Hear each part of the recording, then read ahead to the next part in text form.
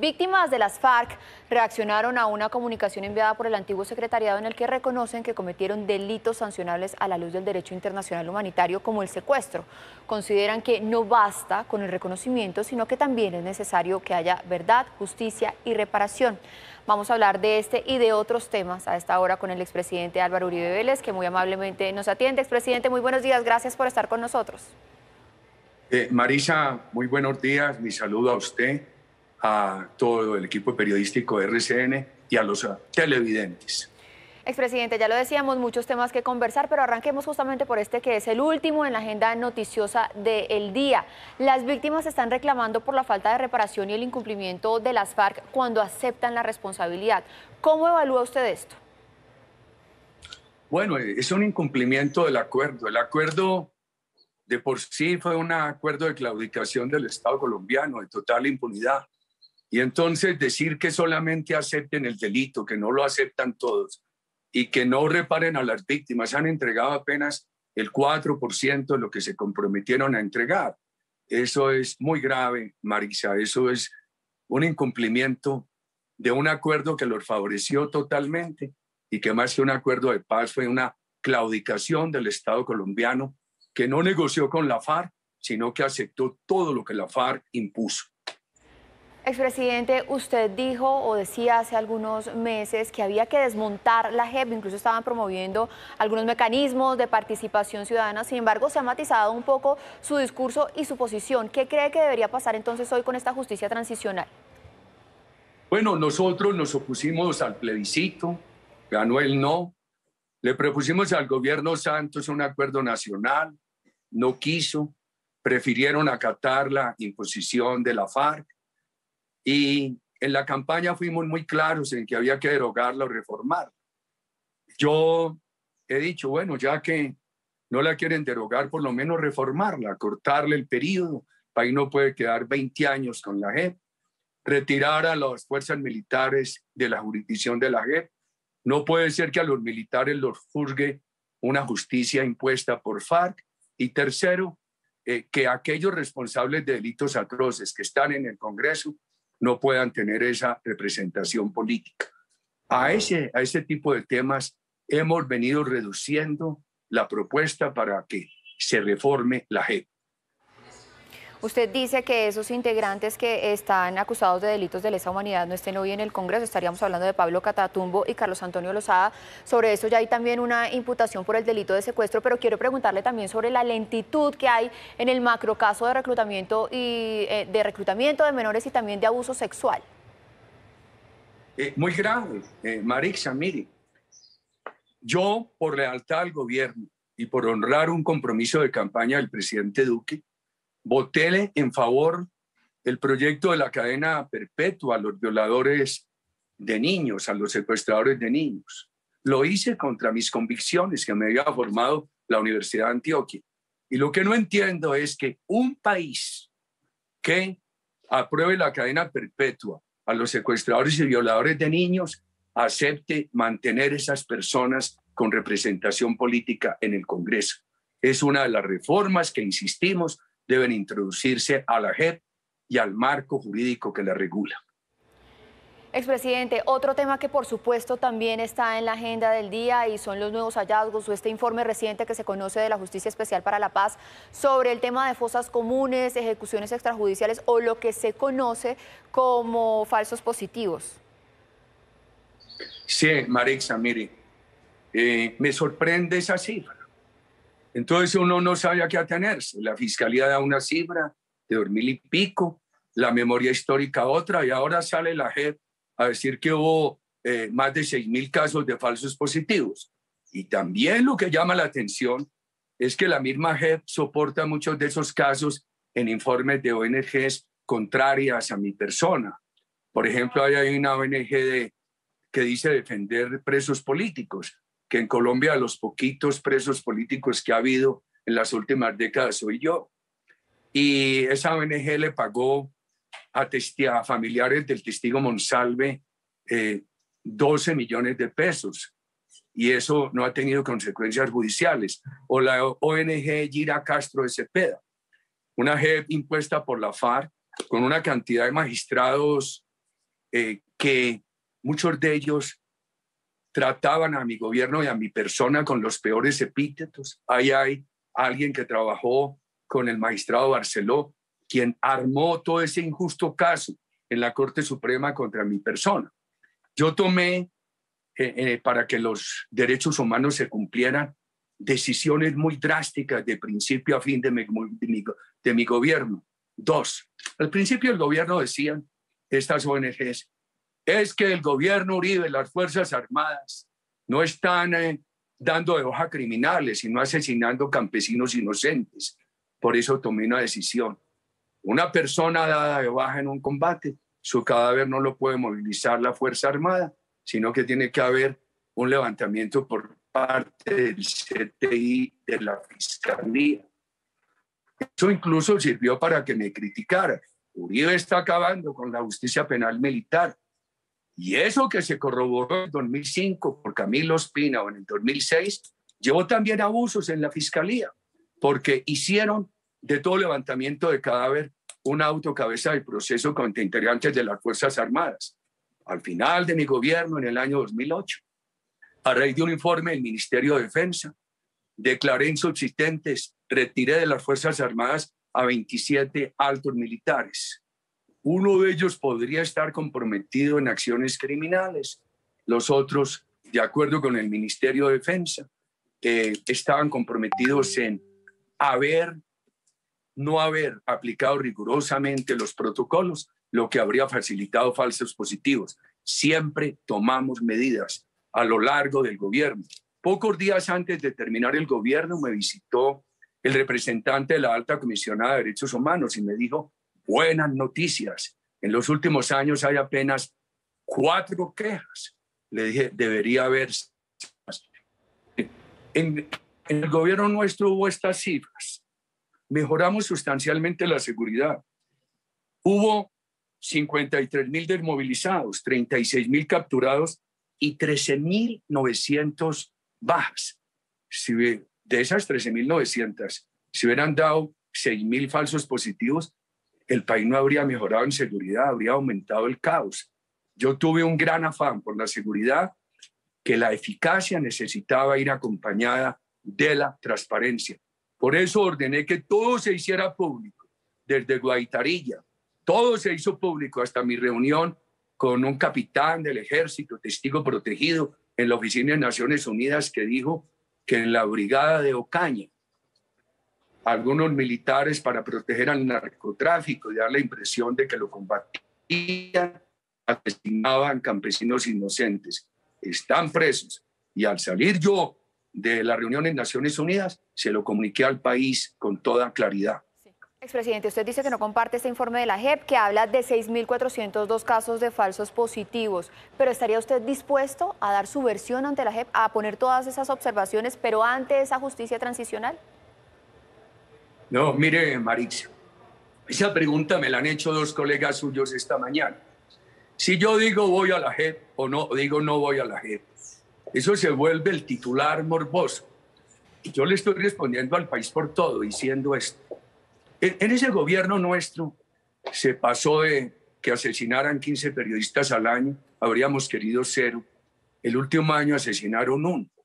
Se pasó de que asesinaran 196 sindicalistas y profesores o más, el último año 14, habríamos querido 0. Cuando llegué había una persona condenada por esos asesinatos, cuando salí 200. Yo es lo que tengo que reivindicar. Mire, si el gobierno mío hubiera sido un gobierno de promoción de violación de derechos humanos, de indiferencia frente a la violación de derechos humanos, el país no habría mejorado. La seguridad fue democrática porque respetó las libertades, protegió por igual a los amigos, a los opositores del gobierno. Fue bien importante y el país avanzó. En un ambiente de sistematicidad de violación de derechos humanos, como el que surge de este informe sesgado de la JEP, el país no habría podido mejorar. Lo que se quiere es desacreditar esa administración. Si usted me permitiera, esta mañana otro colega suyo me preguntaba si a raíz de lo que dicen las personas allegadas al expresidente Santos, que yo puedo acusarlo a él por los falsos positivos durante su ejercicio de ministro. Dije, no, yo no voy a manejar esto por emociones políticas. Yo tuve 5 ministros de defensa.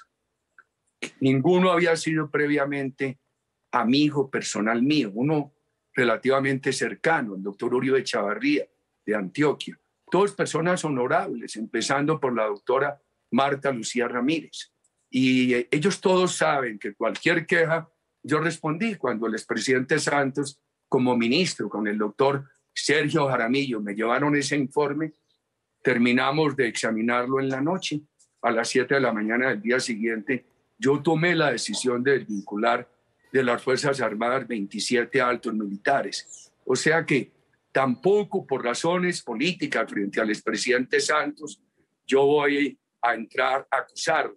Ni las acusaciones que hacen sus allegados van a servir para que yo en una venganza salga a hacer acusaciones. Lo que tengo que defender es que el país mejoró, que yo no fui indiferente frente a violaciones de derechos humanos, que siempre tomé decisiones y que el país no habría mejorado, estimada Marixa, si la seguridad democrática, en lugar de haber sido democrática, de haberse preocupado por los derechos humanos, hubiera sido una política de transgresión sistemática de los derechos humanos. Bueno, expresidente, cambiemos de tema y hablemos ahora de política porque estamos en un año preelectoral, se acercan las elecciones.